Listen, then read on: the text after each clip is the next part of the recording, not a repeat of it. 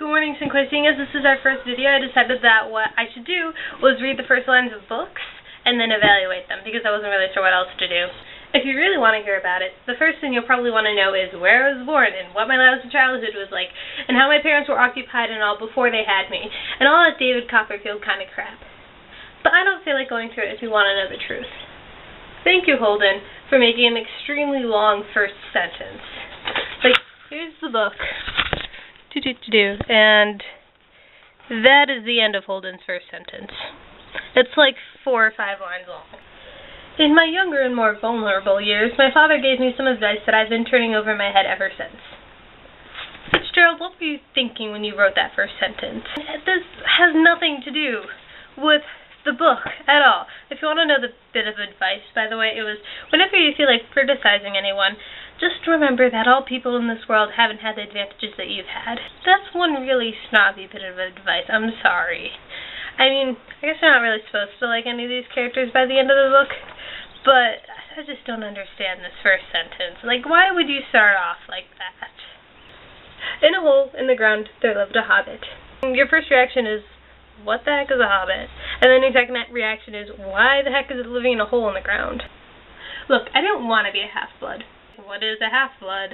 And why doesn't he want to be a half-blood? If you haven't ever read The Lightning Thief, it is hilarious. You have to read it. It's so funny. Like, an example of that is the first chapter is titled, I Accidentally Vaporized My Pre-Algebra Teacher. Like, that is epic. The way I figure it, everybody gets a miracle. I like this sentence mainly because he ends up revising it later in the book after all of his adventures. And John Green is just a wonderful writer, and Q10's voice is fantastic throughout the entire book. You've got to be kidding me, the bouncer said, folding his arms across his massive chest. Okay, 4 questions. 1, who is the bouncer? 2, why is his chest so massive? 3, what has this person done to make him say, you've got to be kidding me? And 4, why is the first sentence not about the hat guy on the cover? When I wake up, the other side of the bed is cold. You know, what's really interesting about this first sentence is that it seems so normal. Like, the farther you get into the book, the more insane it becomes. Oh, look, another John Green book.